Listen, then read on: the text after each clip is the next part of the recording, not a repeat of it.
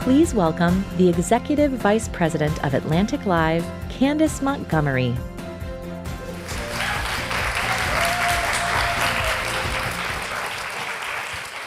Hello, everyone. I'm Candace Montgomery, Executive Vice President of Atlantic Live, and we are thrilled to have you join us for this exciting conversation, exploring the tastes of tomorrow, what's next in food and beverage.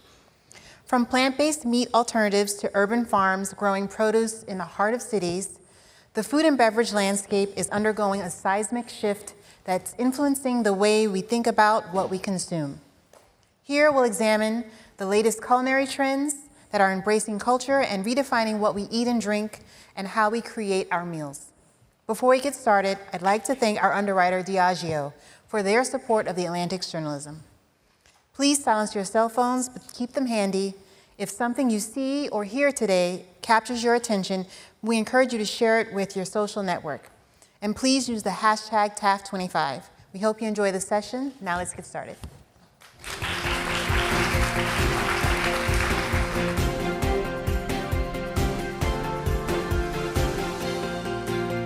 Here to discuss where tech meets taste. Is the future of food already here? Please welcome President and CEO of Impossible Foods, Peter McGuinness, co-founder and CEO of Gotham Greens, Viraj Puri, with Yasmin Tayag, staff writer at The Atlantic.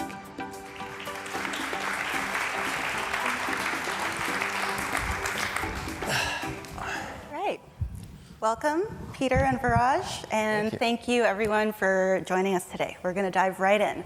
There's lots to talk about. Let's do it. Okay. So both of your companies, Impossible Foods, Gotham Greens, are rethinking how we grow and make our food. Mm-hmm. Why are these massive shifts so important right now? Yeah, I mean, I'll kick it off and turn it over. I think the food system's largely broken. It's monopolized by some very big companies that are making mediocre food.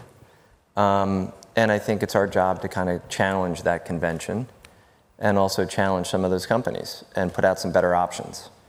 And, we've made some mistakes along the way. When you do that, you have to coexist with them, and you can't vilify them. You should invite, not insult. And you're basically letting the consumer decide. Mm-hmm. So if you believe in your product, let's put it out there and let consumers decide instead of us being against the incumbent, Mm-hmm. And I think that's what, at least in my plant-based world, that's where it went wrong. It became partisan, it became political, and it didn't need to be, mm-hmm. right? Mm-hmm. I mean, you can have a burger, a regular animal burger, and you can have an Impossible burger. You can have oat milk and you have dairy milk. Flexitarians are real. There are 130 million of them in the US. Mm-hmm. So that whole coexisting thing and being for something, not against something, I think is really an important message, not only in life, politics, but in business. Yeah, it's making me think of that bumper sticker. Coexist. Viraj, I'd love to hear your thoughts. Yeah, for sure. Look, the food system, I agree with you, is certainly in need of a dire repair, and we can spend hours honestly talking about it, but given the limited time, I'll focus maybe a little bit on natural resource consumption. So mm-hmm. agriculture is, food systems in general are responsible for about a third of global carbon emissions. About half of the habitable land on the planet goes toward agriculture. 75% of fresh water goes toward agriculture. It's the leading source of global water pollution. And we have, rapidly growing population, right? So by some estimates, we have to produce more food in the next 50 years than we have in the last 4,000 years, right? Given population. So we really approached founding our company, Gotham Greens, which is an indoor farming company, really from the perspective of using fewer natural resources, so less land, less water, less chemical inputs. So I want to keep talking about that. Food's obviously got to taste good. Sorry to interrupt. Yes, right? we're going to get there. But just talking about food systems, right? I think just precious, finite natural resources are really important. It's interesting, and you're exactly right. We went down the environmental climate change route when we first tried to market Impossible, and there's just, you have to be careful with that too. Because mm-hmm. at the end of the day, people think it's like a warm beer, cold shower, right? It's going to be a compromise and not taste good. And so we went down that road, and there's just not enough people that cared at the time. We need to make more people care.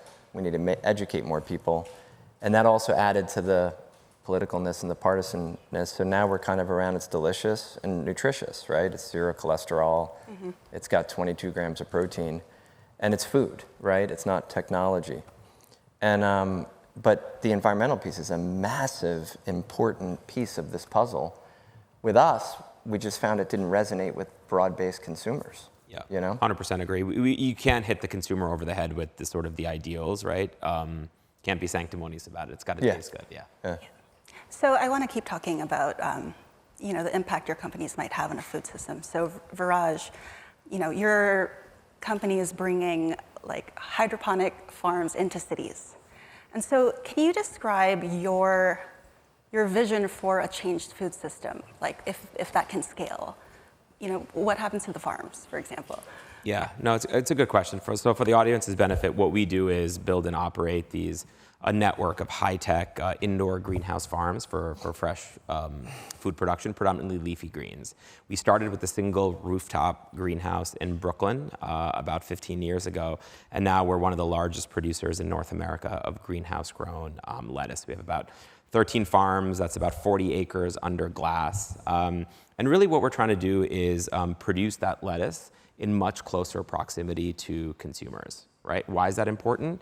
More shelf life. So if the product is noticeably fresher, it's gonna last longer and be a lot more nutritious compared to sort of the more conventional supply chain, which often, the produce has to be grown in only certain parts of the country or the world, right, that have the right climate, the right sort of soil conditions, right? But by being in this controlled environment, we can completely control the light, the temperature, the nutrients.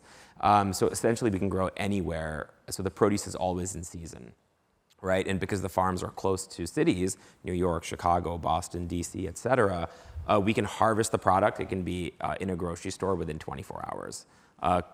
Conversely, sort of conventional supply chains, sometimes that lettuce or herbs could take a week to get to the store, right? And about 30 to 40% of the fresh fruits and vegetables we produce in this country, unfortunately, go to the landfill, right? And a lot of that is because of this long sort of supply chain when you're dealing with very perishable product. So we have scaled the business, right, over 15 years. And when we started, less than 0.1% of lettuce in this country came from a greenhouse, and now it's about 10%, right? So it is slowly growing. And the part that people don't care about as much, but is equally important, is the natural resource consumption, right? So we can grow using a small fraction of the water and the land and the chemical use and the land use. And we can locate these farms on, we can transform industrial real estate, urban real estate. So many of our facilities are located on former steel mills or, factories of some sort, right? So providing urban jobs, transforming industrial neighborhoods. Peter, we've alluded already to some of the challenges that the plant-based meat industry is currently facing. Let's talk about why that's happening and how you're thinking about addressing it. Sure. I just want to build on one thing. What I also love about what you do, tremendous respect. It's also, there's a lot of dead space, empty space in cities, right? I mean, I grew up in a city. It's kind of cool that you can grow something. It's kind of like, hard to wrap your mind around that in the middle of an urban area, you can grow fresh agriculture. It's very cool. So I think there's a beautification to the city and a utilization of a city, which is probably the fourth or fifth point, but a very cool one too. Appreciate that, absolutely. Yeah, with us, we're made from soy, and most soy, Arthur Daniels Midland companies are, we're buying soy from them, and they're using 90% of that to feed the cattle industry, ironically. And we're buying the best soy that there is, and that's really forming the basis of what the burger is, giving it the protein, and it's called TVP, textured vegetable protein. So we're adding heme to it, which is basically blood from plants. It's kind of a weird thing to describe, but you're actually extracting it from the roots of It's got that plants. iron taste. And it gives it iron, but it also gives it that red, sizzly sensory of real, animal beef. And we have like 400 patents on it. It's interesting. Hollywood uses it as fake blood. It's like dark red. And we're trying to mirror animal meat so that people who eat animal meat will eat our meat. And in doing so, you'll 95% less land, 94% less water, 97% less GHG. And it's a very simple process, although we've been labeled as processed. And I think, ambitious. I want to, that was before AHA. That was before, and I'm not going to get political, that was before, administration shifts and all that kind of stuff. Mm-hmm. We picked a fight wrongly with a very large, thing called the beef industry or the animal industry, which is $1.4 trillion if you think about it. Chicken, beef, pork globally is $1.4 trillion. So it's the largest addressable market that we're going after. It's bigger than cars, it's bigger than anything. And so it's only an addressable market if you get meat eaters to move over. Right. We already have vegetarians, we already have vegans, and that's our base, and we want to rally our base. But by the way, there's only a sustainability aspect to our product if we are displacing animal products. And I think it got all muddled and missed, right? So we started attacking the very target that we need to not only fulfill the business and the addressable market aspect of it and the valuation of the company, but also to fulfill the mission, mm-hmm. right? You don't have a sustainable mission if you don't have a sustainable business. And so we picked a fight and vilified him and insulted him and said death to the cattle industry and the slaughter cartels and all this kind of stuff. Mm-hmm. And they lobbied against us, and they said a lot of things about us, most of which didn't stick, but what stuck was processed. And it was, they did a really good job, and people still think elections are still, if you just keep repeating the same thing over and over again. And so they just say processed 25 times a day, and people think our food's processed. I think the definite, and by the way, 70% of the grocery store is processed. But define processed, most people can't. It's a confusing term. The administration is trying to do that. That's yeah, one of the goals. Well, they're going to try to define it for you, but I look at, if your food is nutrient dense, it's not processed. I look at a Twinkie as processed, something highly artificial, delivering little to no nutrition, that has lots of artificial ingredients, that has lots of artificial colors and sugars, and we're zero cholesterol, half the saturated fat, full a daily supply of fiber, and over 20 grams of protein. Mm-hmm. So it's a nutrient-dense food. But we've been paralyzed by this. Yeah. And we've not done a good job of explaining it.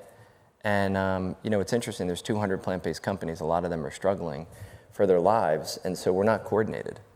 We don't have a unified message. And the beef industry has a very unified message. Mm-hmm. And by the way, beef consumption's up despite prices, which is absolutely bizarre. It's starting to now plateau and go down a little bit, but beef prices are up 20% because of famine and disease and smaller herd sizes. Mm-hmm. And people are paying for it, which is just crazy to me. And now it's starting to finally change where they're looking for chicken and other alternatives, which will be good for us. But for the last year and a half, 2 years, despite beef prices going up, beef consumption is up. Mm-hmm. When people know it's not good for them. Yeah. So the beef industry has come after the plant-based meat industry. How do you change course? Yeah, I think for the first thing, we've tamped all that rhetoric down, right? And now we're just, talking to people. We love our products. We believe in our products. They're delicious and nutritious. If you want to go third decimal and you love us on a lower funnel basis, we'll talk about all the climate stuff and animal welfare. And we've just tamped down all that messaging. We make a delicious, nutritious product. We now have it at Walmart and Kroger and everywhere, so it's much more accessible. We've taken price decreases to try to lower that barrier. And so I think it's the messaging, I think it's the marketing, I think it's the attitude, I think it's your approach. And we've gotten more people to try us. And the interesting thing about it, it's all about trial. Because 1 in 2 people repeat our products because they think it's much better than they thought it would be. So it's really about getting new people to try it. Sure. And it's hard because it's a hard value proposition. It's more expensive, and why should I eat it? Oh, well, it's delicious, nutritious, it's less GHG, blah, blah. You take your 5 minutes to explain it. Uh-huh. So it's a tricky communication challenge. But I think right now we're being a little humble, and we're inviting, not insulting, and we're making it more accessible. So it's available. It's available in about 150% more places than it was 3 or 4 years ago. Mm. And we're also it's at Burger King and it's at Starbucks. We're trying to normalize it. It's showing up at baseball stadiums. It's not weird stuff. The other thing is I de-Silicon Valleyed it, right? Because it was all the VCs, like, this is a tech company. It's ridiculous. We don't need technology, right? So if the investors think it's a tech company, whatever, who cares? Consumers don't want to hear it's technology-based, right? It's food. And you eat food, not technology. Sure. So there's a lot of weird stuff that we're just trying to, push away from. Well, one of the big things, one of the big concerns for customers too is taste. And so this is a question for the both of you, but I want to hear from Viraj. I follow a lot of chefs on Instagram. I've heard many claim that a hydroponically grown potato is never going to taste as good as one that comes from the soil. You can taste the terroir. How do you think about that? And is that true? Yeah, look, I think from a food is so important to us, right? It's our culture, it's our heritage, and you have to feel good eating food, right? And so I'm not going to sit here and tell you, I enjoy a really fine meal and the smells and the sensory overload, right? So I'm certainly not going to disparage anybody who believes that the terroir is important, right? That being said, from a pure sort of science, scientific perspective, plants that are grown in the open field really have to jostle to sort of get all the nutrients they need, all the oxygen that they need from the soil, all the CO2 they need from the air, the sunlight, the water, right? And it's tough out there, right? There's wind, there's hail, there's unseasonable, there's wildlife, there's all kinds of, tough conditions, right? And in these greenhouses, we can actually carefully, very precisely deliver the right balance of nutrients, the perfect temperature, the perfect amount of oxygen and light. And so as a result, the plants are very happy. They're very coddled, right? They grow very quickly. They're very nutritious, right? We've done lab testing where the nutrient content of our greens are, arguably superior. Now, I can't say broadly they're superior than everything grown in the field, right? Because there could be, Farmer Bob in Southern California who's growing it in a certain way, and his nutrients may not be as good, but Farmer Sally up in North Carolina could be doing it really well, right? Growing it in the soil and having the terroir. So I think it's more of you can't make a broad-based sort of generalization that all hydroponic produce is more nutritious and better tasting than all soil-grown product. It really comes down to the farmer and the operation. But look, we've been around for 15 years and we keep growing, year over year. We've been growing 20-25% year over year. We're a, multi-$100 billion business. And so we wouldn't be here today if it weren't for taste, if it weren't for consumers coming back for more. The produce is as soon as you harvest produce, it unfortunately starts to die. It starts to decay, right? And so the quicker we can get it to consumers, the more nutrient content, there's going to be, and the, better experience one is going to have. And the single most amount of feedback we get is on how long our produce lasts. And that's really because it's spent more time in your fridge and less time on a refrigerated truck, being transported thousands of miles away. I can vouch. It is nice. I bought some Gotham Greens basil recently, and it was really nice to not have to throw out a soggy mess after 3 days. So, and it tasted pretty good. Yeah, you have to. Again, so much of this is marketing. I launched oat milk at Chobani when I ran Chobani, and I'm not going to be anti-dairy. We're a dairy company, so I just called it lactose-free milk. Who likes lactose? We can all agree we all hate lactose. And it's funny, we call this plant-based meat. It's always been a riddle to me. Plant-based meat, I don't even know what that means. Just call it cholesterol-free meat. Who likes cholesterol? I don't care if you're a freaking Republican, Democrat, young, old, rich, poor. I think cholesterol's not a good thing. We don't have to debate that one. So a lot of it's just how you position this, yeah, 100%. Right? And then also on the taste thing, I could hit you with 85 blind taste tests where I can prove my burger tastes equal, dressed, meaning cheese, and you'd eat at home, the same as animal. We do them all the time. But if I'm, the PR adage, if you're explaining, you're losing, that's defensive, right? Our chicken nuggets are actually preferred 70-30 to the animal. 70-30. Now, people have less of an emotional connection to a nugget, and most people know they're made from lips and feet and stuff. And so the burger's a harder thing because people love their burger. It's don't F with my burger. Man, I've had a tough week, and now you're asking me to get all intellectual and leave me alone.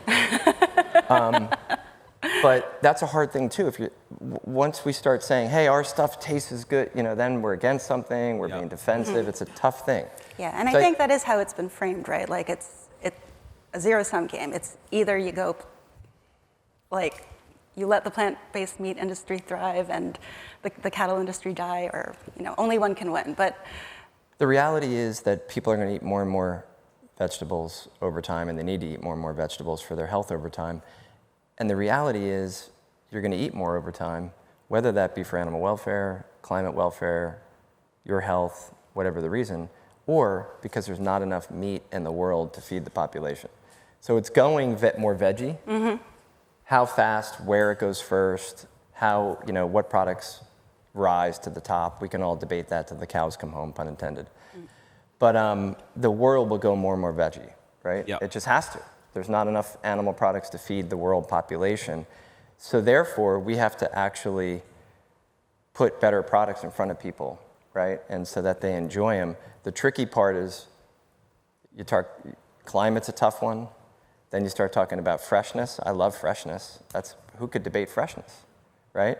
Zero cholesterol. Who can debate that? So we have to figure out what those drivers are and how to describe our products in an inviting way that's not going to be insulting, that's not going to create contention and partisanship or anything like that. Well, climate being a thing that is quite partisan these days, you've both talked about sort of pulling back from leading with that as the marketing play. But I know that sustainability is still core to both of the company's missions. And I want to talk about some of the criticisms that, people have lobbed at both industries. Indoor farming has a huge energy cost. How do you think about that as you're trying to keep the company sustainable? Yeah, for sure. And I want to also differentiate between two major types of indoor farming. So there's greenhouse farming, which is a glass roof that basically relies on natural sunlight for the plants to photosynthesize. That's what we do at Gotham Greens. And there's sort of an offshoot of greenhouse farming, which is known as what's vertical farming, which is kind of done in a warehouse that has artificial LED lighting. Mm-hmm. So that's certainly the latter, right? The vertical farming certainly has a much larger energy load than greenhouse farming that utilizes natural sunlight. But indeed, even in a greenhouse, we do have electricity. We heat the greenhouses in the winter months, depending on the geography, to keep the plants happy at 65, 70 degrees, whatever it needs to be. But we offset much of that using renewable energy. So several of our greenhouses have on-site solar arrays, and we buy renewable energy from the grid where we can. But there are actually studies that have really verified that our energy usage actually is less than that diesel-powered refrigerated truck that's going to travel 3,000 miles from, say, the Salinas Valley of California to really anywhere past Nevada. At that point, the scales tip in our favor, and even a heated and cooled greenhouse anywhere sort of east of Nevada is going to come out on top from an energy use perspective, just given that we don't have the tractors in the field, we don't have the big refrigerated diesel trucks that are having to transport that product. And then further, there's less food waste, right? So there's less of our product making its way to the landfill because there's more shelf life on it. And rotting food, organic sort of food in the landfill releases a ton of methane, right? Which actually has a lot more heat trapping properties than carbon even. So look, we can't let sort of perfect stand in the way of good. It's not like greenhouse farming is like absolutely perfect. Yeah, there is an energy load, but if you think about how much we can produce in a small area, we can produce about 30x that of field farming. So in other words, what we can produce in 1 acre would require 30 acres out in the field. And if we can take over an urban parking lot to create that 5-acre farm, that would take 150 acres of pristine, maybe forest land or grassland or forest, right, in some other part of the world, right? A single head of lettuce grown in California in the field. Anyone want to guess how many gallons of water it takes to grow a head of lettuce? About 40. Okay, so using our drip irrigation, hydroponic recirculating techniques, we can do that with about 2 gallons of water, right? So as water becomes a more scarce resource around the world, we believe hydroponic farming has a really important role to play. Gotcha. And that was a beautiful answer, and it took time. So I think I'll go back, and I think one of the greatest challenges we both have in this whole industry is it's a communication challenge. How do you say it? How do you synthesize it? Because it makes all the sense in the world, right? And there's also some misconceptions too out there and myths, right? You had to differentiate yourself versus vertical farming, which is very different. That's warehousing. but someone can just say it's all bad. Yep. And so, there's a lot of cynics out there, and cynics don't keep me awake at night, and there's a lot of ignorance out there, and there's a lot of opinions that shouldn't matter that do. I'll give you one example. And by the way, maybe we should just do infomercials and we can just explain this stuff for 30 minutes. We probably sell more food. It's a complicated thing, and people don't like complicated, and people don't have attention spans. They're also resistant to change. And they're resistant to change. So I'll give you one example, which is just really funny, and it'll remain nameless, but this goes back about 3 years ago, so it was a different administration, and it was the third in line to the president, will remain nameless. And I was asked to speak to him. Now, you may not agree with his political views, but you can't be completely stupid being third in line to the president. And so I was supposed to educate him on plant-based meat, and so he starts off by saying, and he caught me completely off guard. First of all, I was kind of like, why am I doing this? And then I was like, then he just hammered me. He's like, you're killing farming and farmers. And I was like, huh? I said, I'm in Decatur, Illinois, where all of our soy's made. It's the soy capital of the world, and we're buying it from, I visited 6 farms today. He's like, nah, that shit's made in China, Mars, and cell-based. I'm like, no, it's not the cell-based. I was like, we're actually harvesting the soy every September and October, and that is being sent to Chicago, LA, and Oakland, where it's made. So it's grown in America, it's made in America, and actually 2 of our 3 factories are in a state that you once represented. And so, it's not China, it's not Mars. We're not killing farmers, we're supporting farmers. But this is a guy that swore plant-based meat was killing farming. And very, very high up. So then you say, ooh, we got problems. So there's a lot of work to be done in terms of educating people in a way that they want to be educated, because they don't want to be preached to or talked down to or judged. We've got 20 seconds left. 2 quick questions. How often do you eat Impossible meat, and what's your favorite product? A lot. But I also eat, I'm kind of the target audience. I don't solely, I've dialed red meat way back, but I'll eat, some fish and chicken. So I love the chicken nuggets, the spicy ones in particular, but meatballs. Meatballs, all right. They're awesome, by the way. Okay, quick one for Viraj. What's the best tasting vegetable you guys make? That what we grow, I would say our butter lettuce. Our butter lettuce is number one. It's really good. And then we make a killer pesto as well, out of the basil. Thank you I both. didn't know you made the pesto. Yeah. That's great. Awesome. Thank you both so much for being here. That's our time. Thank you for listening. Thank you.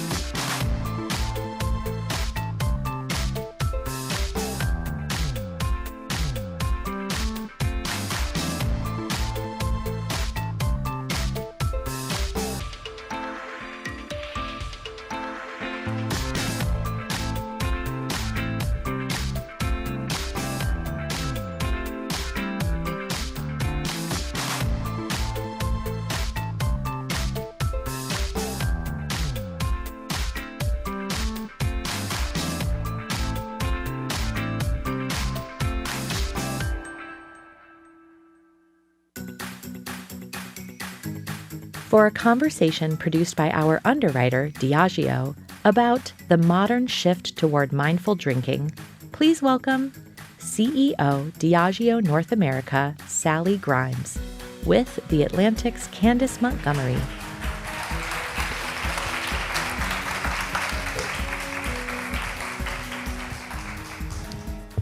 We're here. Hello. Okay, Sally, so let's jump right in. Okay. What kinds of cultural shifts are you seeing in terms of how people drink and socialize today? Yeah, I think the biggest thing is just what we call mindful drinking, which is just part of this shift that is happening, this lifestyle shift around conscious consumption. And that is really just about control and intention. And in terms of socialization, it is really, again, about empowerment and choice and intention. And that's a big shift that's happening right now. Yeah, I see it with my own friends. So we hear a lot about what Gen Z and millennials have to say. Are those groups mostly where you're seeing this shift? You know, I want to make a distinction here because we all read a lot about Gen Z not drinking anymore. It is true that they are drinking less beer and wine, for sure. But back to this idea of control, they're embracing cocktail culture, and we're actually seeing them drinking spirits, drinking cocktails. And it goes back to, you can control the pour. Right. You can control how much you want to put in it, what you want to put in it, even the garnish. Yeah. So we're talking about control.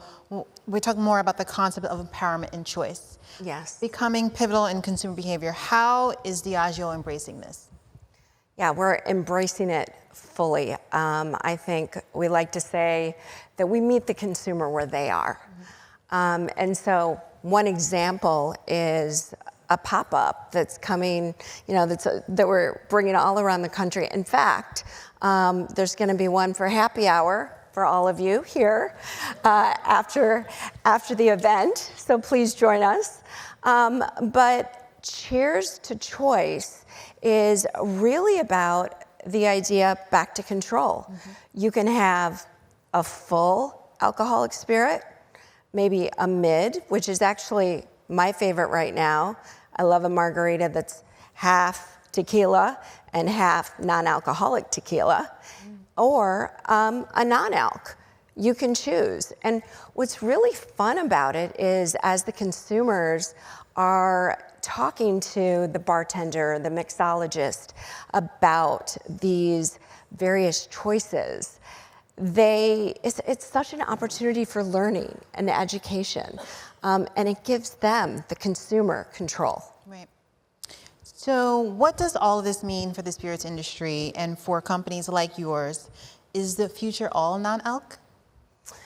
Well, we absolutely embrace the opportunity around non-alc. In fact, Diageo is the largest non-alc company in the world. But I think it's important to make the distinction here. It's not or, it's and.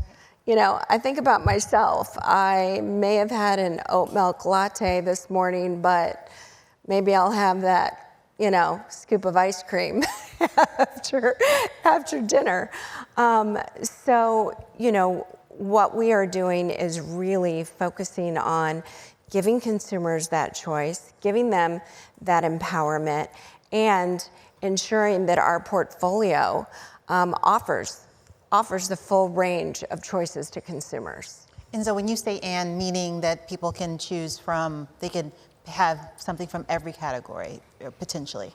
Absolutely. In fact, there's this really interesting stat that 94% of consumers that buy non-alcoholic spirits also buy alcoholic spirits. So again, important to note that it's not an or, it's an and.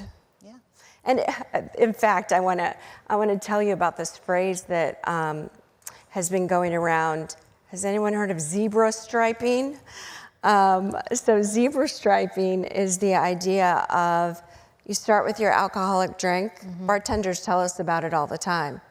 Maybe you have one or two, and then you switch to that non-alc, and then you go back to alc. And this idea of mixing is called zebra striping, and it's a huge trend across the world. Does it help you do anything, or is it just... Maybe you're less intoxicated by the end of the night. Makes sense. Okay. Well, Sally and everyone here, we want to invite you to join us later on, as Sally said, at the Choice Bar reception. Please do. Occurring after this festival forum. Thank you. Thank you.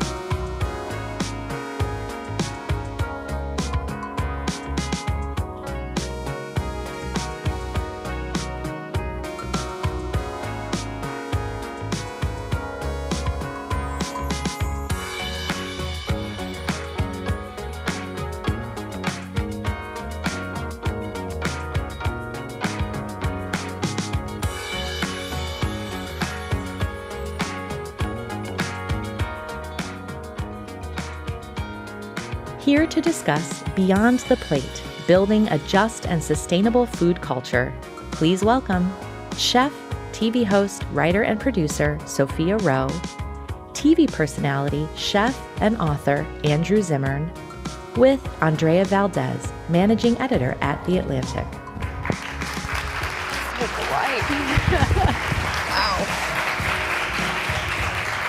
Hi, thank you all for coming. Thank you both for being here. Of course. So, Andrew, Sophia, I just want to dive right in. So there's a lot going on. I thought maybe to ground ourselves in this subject and in this moment, maybe we could just start at a place where we're talking about our personal connection to food, because food is so personal. So could you each just share a quick short story about a moment, a time, a place where food really connected you to your own history or to your own community? I'll start with you, Sophia. Sure. Well, so I grew up super food insecure. I grew up in and out of foster care. So Christmas meal for me was like ramen noodles, and often my only meal was what I was having at school. And I think that's actually a very common experience that kids have today. I think it's like 14 million kids in the US are food insecure, only have one meal a day. So honestly, what feels like really personal and amazing to me is, as a kid, my lunchroom lady, I loved her, Miss Maria, she was the best. I would go to school early because again, I was kind of a feral kid and no one really watched me. I would go to school early, and I lived in this area of Florida that no longer has a lot of orange groves, it's I don't know, apartment buildings or whatever. And I remember going into school and seeing this box of oranges that was product of Venezuela. I remember being so confused by that because we have orange groves in my backyard, So I think that was a big moment for me to kind of just I guess even as a young kid, I really wanted to understand where things came from, why some people have things and other people don't. And so I think I'm really grounded in who has food and who doesn't, and I basically always have. I always go back to that story. Yeah, very powerful. Yeah. What about you, Andrew? Oh my gosh, it was so long ago.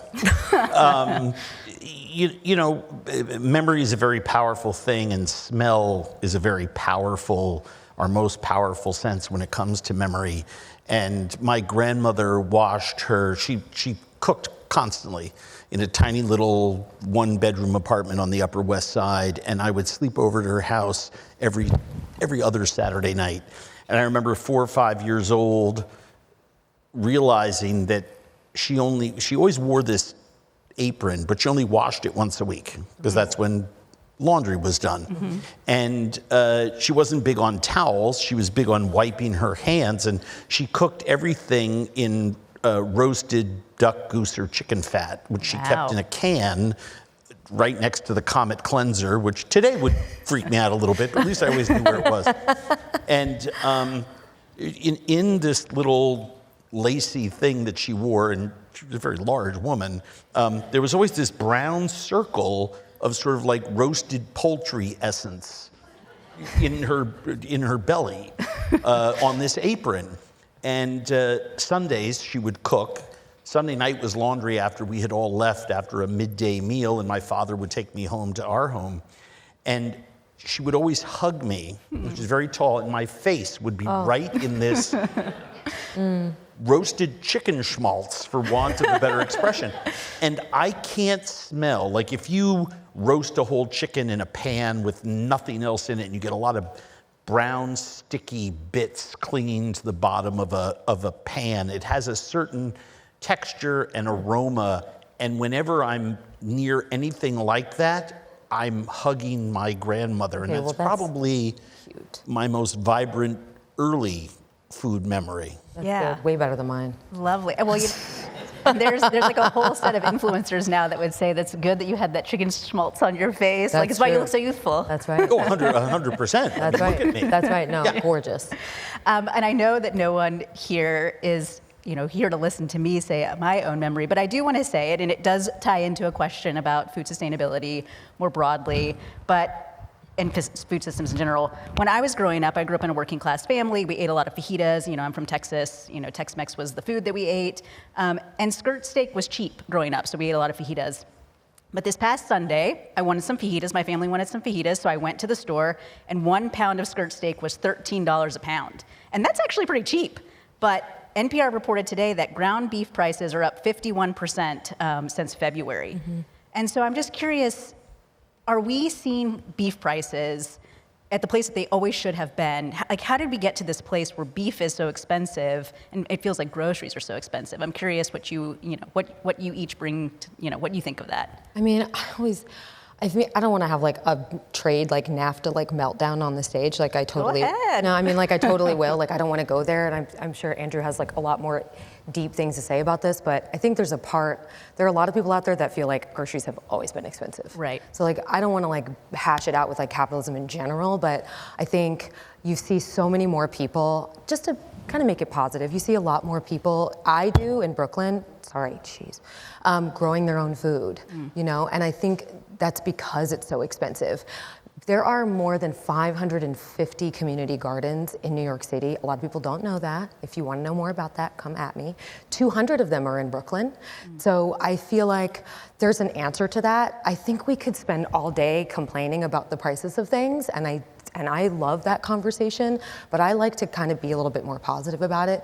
I think an answer to that I see every single day. If you walk through a low-income neighborhood, sure, you're gonna see McDonald's, Burger Kings, you're gonna see all those things. I don't love talking shit about those things because when you're hungry, a meal is a meal. I wanna make that very clear. A meal is a meal. We always wanna be nourished, but what you'll see if you dig a little deeper is you're gonna see tomatoes growing out of like Coke 2-liter bottles. You're going to see rainwater collection. You're gonna see that stuff. And so hopefully Andrew can talk a little bit more about in terms like actual prices. But for me, I like to talk about the solutions. I like to talk about the people that are impacted by this the most, which are gonna be Black people, non-white people. Those people are getting really scrappy and kind of, I think, always had to get scrappy. In fact, if I wanted to have a conversation with someone anywhere, about sustainability, I would go to poor Black people, especially in New York. Like the stuff that they're able to do in New York with their little like baby brownstone backyards is pretty amazing. So I just I always want to go positive with that question. I appreciate that. Yeah. Andrew, do you want to go negative? Well, I'm the history wonk and the policy wonk, and I'm also the solution wonk. The fact of the matter is the solution is easy. We have to eat less beef, and more specifically, less commodity beef, which is really the worst kind of meat for you. Right.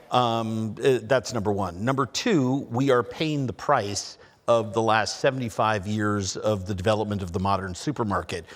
In the 1950s, beef and beef prices kind of got locked into a mindset where a certain I'm using a cooking term, of muscle, right, at a certain color would always be between two different prices. I was actually shocked when you talked about skirt steak at $13. The outside skirt is a less desirable cut. The inside skirt is a very highly desirable cut. In Minnesota, where we have softer prices than here in New York, I'm assuming you live in New York? I'm in now? Texas. Texas? Yeah. So we're probably talking about the same kind of thing. I go to a Mexican grocery store specifically to buy skirt and freeze it because they get so much of it and are buying it at volume and from a good supplier, and it's usually about $20 to $21 a pound. Beef prices have been artificially held at a very low price so that supermarket prices don't appear to have been rising for a long time because it is a political football. Where people see a lot of rising prices is at the supermarket checkout and at the gas pump, traditionally in America. And we are now actually paying what meat costs. I'm a huge advocate of seafood aquaculture. I think that we need to do a lot more in a lot of different spaces, community gardening being one of them. During the World Wars, 70% of Americans were growing something at home. We need to be able to be doing that, and for those that don't have any green space at their house, that's where the community garden comes in. And we need to be paying more attention and subsidizing a very small piece of FDA foods. They're labeled as specialty foods. The definition of that is food fit for human consumption. It's shocking to me. I believe we need to completely reverse this system. We shouldn't be subsidizing feed corn for South America or cotton for Europe. We should be subsidizing farmers in America who are raising food for human beings to eat. Mm-hmm. Well, I do want to zero in on something you said about, we should be eating less beef. And I do want to talk a little bit about, what is the responsibility of each of us kind of like along the chain of who is making, eating, buying different kinds of foods. I think people are thinking about the sourcing a lot of where their food comes from. So, for instance, it seems like chefs, restaurants are really increasingly being asked to maybe address climate change through their kitchens and making some of these choices of their own volition. I think it's maybe kind of well known if you follow these things. 11 Madison Park, which is a very acclaimed restaurant here in New York, they had gone to a plant-based menu a few years ago, and their chef said at the time, the current food system is simply not sustainable in so many ways, but then recently made the decision to add meat back to its menu. And so, I'm curious, what is the responsibility of us, and how can we, create some concrete steps that we can take to be more climate conscious without losing our culture or our creativity or, frankly, I guess if you're a restaurant, a business opportunity. So I'm curious what you think about that. Such a big question. It's like an exciting question to me because I'm not a restaurant cook anymore, but I think there's so many, what was that? There's so many ways to think about farming. My initial thinking is farming. I don't like to call them small farms. While they might be small farms, I like to say they're more like conscious farms. I think right now one of the biggest problems is big farms, scalable, big, massive. I think I like to think more, hopefully the future looks a little more replicable. I think conscious, smaller farms can just be more replicable, and I think that's that's like a positive. What was your question? It was such a loaded question. I guess my question... Because I just wanted to talk about the fact that I think a big problem is that we have so many scalable, we just think scale. How can we scale this? How can everybody have beef at the exact same time and it tastes exactly the same, right? Yeah, and it's really and whose responsibility is it to think about what it is that we're putting in our kitchens, putting on our menus, and where we're getting these foods, and it's everybody. It's everybody. Right. Yeah, sure, it's the restaurant, but I think it's also the consumers who goes out to eat at the restaurant. Mm-hmm. I do think that the chefs. I interviewed this guy named Bryn Smith. He was a fisherman. What a guy. He is a fisherman, doesn't know how to swim, and he's allergic to shellfish. And I was just I just feel like you could do anything else. I have no idea why you do this job. And we were out in the middle of the Atlantic, and he was telling me all these really cool organisms, and I'm like, wow, I've never even heard of this. Why don't you talk about this? And he said to me, well, Soph, that's your job. As the chef, the education, that's your job. He's like, I'm out here, I'm doing this. Now I need to be the marketing director for this kind of crazy kelp that is really good for the environment, Mm-hmm. And so I do believe chefs have a responsibility, but I also think, consumers don't get off easy. No, consumers are smart. Consumers are on social media. I also think there's this new, I can't believe I'm about to say this, there's this new trend of people cooking at home. People, and you laugh, but I feel in the 60s and 70s we had this boom of convenience food. Mm-hmm. I like to call it oppression by bouillon cube, right? We had all this convenience food because it meant you can go to work, and what ended up happening is we all stopped, we don't know how to cook, right? There are, my mom doesn't know how to cook. My mom was working 5 jobs, know how to cook, there is no knowing how to cook. She had mac and cheese, so I think the responsibility, I don't want to be so mean and intense on consumers. I just know that consumers do know better. 30 years ago, we didn't know we were gonna have oat yogurt. Okay, but we do. Right. We have other options, and we know that there are other options, Yeah. What do you think, Andrew? Should we be all adopting meatless Mondays and tofu Tuesdays, or, curious your thoughts here. A meatless Monday is a great idea. It lowers your, your meat intake by 1/7, right? And, the totality percentage pressure that's taken off of CAFO farms in America, where the majority of this meat comes from. Can you define what a CAFO farm is for folks who might not understand? Caged, restrained animals. Mm-hmm. you guys have said a lot. Let me address the Daniel Hume thing, because I think Daniel was This is the correct. chef at 11 Madison. Correct. He was correct both times. Okay.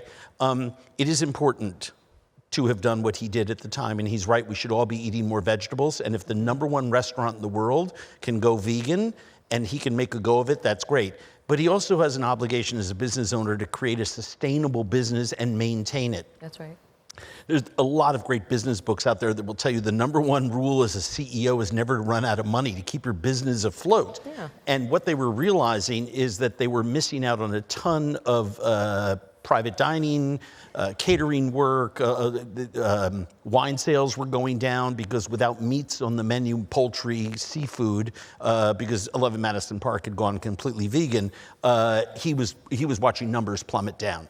And so they're working meat and seafood and poultry back in. I don't judge the flip-flopping. I'm just saying it's okay to be right both times. That's right. I wish the missed opportunity when Daniel did the flip was to describe why he was doing it. That's setting that aside. The issues that Sophia was talking about, I think, and this is why words really matter, is that until we change laws in this country to allow for support of smaller farms, okay, we're losing small farms, every single day, and we are gaining large farms every single year as land is bought up and aggregated and turned over to a type of farming that doesn't require human beings to do it. So it's losing jobs, it's paying less attention to the soil. We're rolling back laws in this country that are protecting the waterways and the ground. I've spent a lifetime out on farms talking to farmers all over the world, and I've never once heard someone say, look at my soybeans, how great they are, look at my chickens, or look at my cows. Whenever I say, wow, those are beautiful soybeans, those are stunning chickens, look at those majestic cows, the farmer always looks at me and says, all I do is take care of the land. The land creates the soybeans, the chickens, the cows, every single time. Yeah. Same thing with fishermen on boats. That's right. If the water is clean and the water is healthy, the fish are thriving, right? The water is not clean, it is not healthy. The land is not clean, it is not healthy. We need to do a better job, and we need the power of laws to help support that. Otherwise, those who are putting profits before people are going to, and that's a civic statement, not a political one, promise, are going to be damaging and continuing to damage our food system. What we have seen for the last 75 years is a very steady erosion of all the things that stabilize our food system. We need the power of laws in this country when it comes to food, so that at the end of the day, someone who is working a job, not 5, can afford to put food, healthy, nutritious food on their family's table. The #1 job of government is the safety and care of its citizenry. Sure. So just by definition, I believe food and shelter are safety and are basic human rights, and something that our government needs to do a better job of supplying. That is not something that has been true of this current administration, but it also has not been true of the last 7 administrations. Oh, that's right. These issues need to be addressed. It is about healthcare crisis. It is about climate crisis. It is about conflict overseas. There are 13 different issues that if you hop in on the food sustainability chain correction platform, which is where I hopped in 25 years ago, it's like a Mobius strip. You bump into all those other issues, including international security, national security, food waste, hunger. These are things that all need to be solved, not simultaneously, but in parallel process. And it's why I've called for the last 7 years for a new cabinet position as food secretary. We have food issues being decided by 13 different government agencies. Food represents, depending on how you look at it, the single largest part of GDP in this country, other than the Defense Department.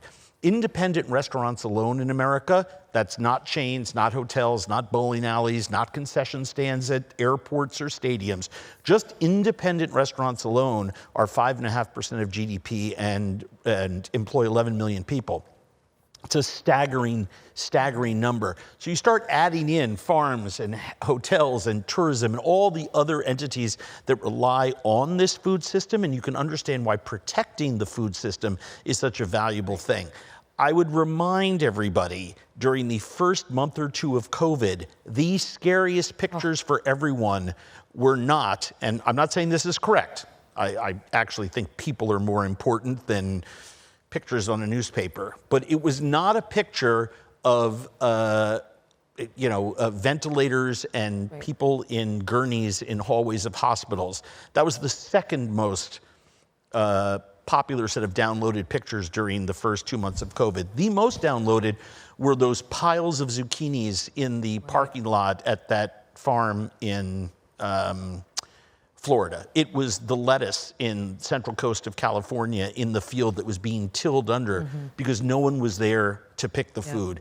They were so outraged. Number 3 were the empty shelf pictures, right? As a society, we understand we need food every day to survive. And it is a very contentious and important issue and something that I hope everybody gets involved in. I had high hopes when then President Biden held his conference on hunger, nutrition, and health.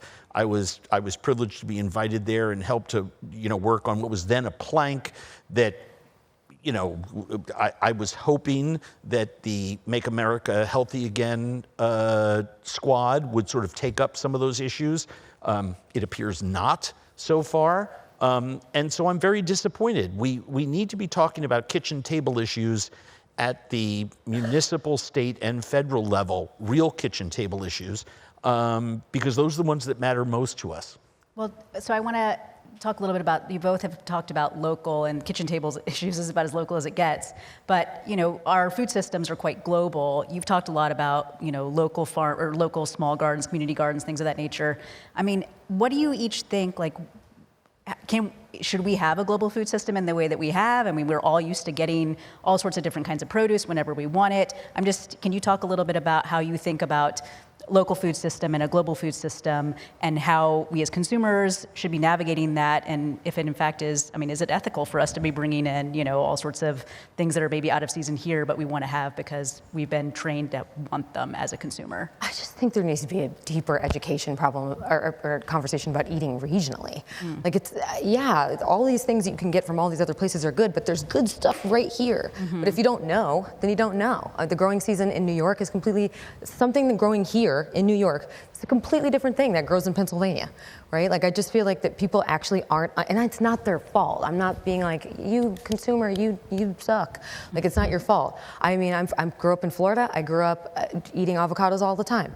My work wife, my work partner, she grew up in New York. She never saw an avocado. She grew up in New York. Now they're everywhere, right? I'm not saying, I definitely think that these structures need to be restructured. But I also think that, again, I try to lead positive. There's so much going on where we currently live that we don't understand. I don't like to think about I want to eat in season. Let's eat regionally. Let's figure out what grows really well within a 500-mile radius. And make an effort to actually eat those foods. And make an effort to actually eat those foods. I think hunting is, people want to, I am not here to say be vegan, right? I think hunting can be wonderful. I heard you guys having a hunting conversation back there. It's fine. Maybe include me next time. I'm just kidding. I'm kidding. Oh my God, I'm kidding. All I'm saying is I think that people are not aware what's around their area, right? And I don't think it's their fault. For me, I work much more on the ground in the advocacy space of hunger in general and access. I just want to get people fed. That's very much my beat, particularly as a black woman who grew up with literally no food, right? So I find it to be pretty crazy how at the beginning, in Brooklyn, when I was first getting into this work, I'd just be like, I just want to here's all this amazing food for you. You have all the collard greens, here's all the things. And these people are like, I don't know what to do with this. I don't even have a refrigerator, right? So I think there's so much intersection, there's so many issues. It's like a global conversation becomes really overwhelming for me because every single day within my own community, I'm looking at families that don't have food to eat. Right here, literally, not even a train stop away, there are people that have no food, So I think that maybe is a better question for Andrew. Because I'm as local as it gets. I'm small. No, but I appreciate, you answered the question. It's, as local as you can get, right? Andrew, you want to take us out. We have about a minute and a half. Yeah. It's a big issue. I think we always have to ask ourselves, how does this work and who is this for, right? And I think we don't ask those questions enough. Our food system is just working fine for people who earn enough money in this country. That's right. We have become addicted to immediacy and to shiny, beautiful, colorful apples piled in a beautiful geometric arrangement, even at the big box stores, right? So I think culturally we are paying that price. We live in a globalist world. What happens halfway across the world affects us. Part of the reason that beef prices have also gone up is that imports, tariffs, a lot of other places that we get our beef from and or feed or are in trade packages with other countries are now finally being affected as well. So it's difficult to separate this conversation, unwind it all and say everything is local. However, two things can be true at the same time, and I do believe many, many things are local. We always have to ask ourselves, for who? On the same city block in New York, and this is what big cities are all about, you do have haves and you do have have-nots, right? Resetting the system so that everybody has what they need is what is most urgently needed. We cannot, and nor do I think it is good practice, turn off the movement of food around the world. Right. Canola oil from Central Europe is as important to our economy as us sending cotton is to somewhere else that doesn't grow it. So I think from a global perspective, trade packages and how food is shipped, stored, shipped, grown, is of vital importance to our global economy. The global economy is important because dissatisfaction and tensions within a country as it relates to economy, that is the stuff, especially food, that is the stuff that revolutions are made of. If you take away someone's car, you may get a punch in the nose. But if you take away food off someone's plate, that's what revolutions are made of, and blood runs in the streets. And I think we have to be very careful about the interactivity of this global food economy. I would just insist again. I think consumers have been fed a lot of misinformation over the last 75 years. It's not just the last 2 years because of AI and a couple of North Korean bot farms, right? We've been fed a lot of misinformation as food has become the run by big companies, right? And I think what's really important is for people to make decisions for themselves. You said the word ethical. Is it ethical too? I think we all have to make individual decisions about how we feel about what we eat and from where. And I hope that we would make decisions that allow for more for those who have less and for less for those who have plenty. Well, I think that is a great place to leave it. Thank you both for sharing your thoughts with us today. Appreciate that.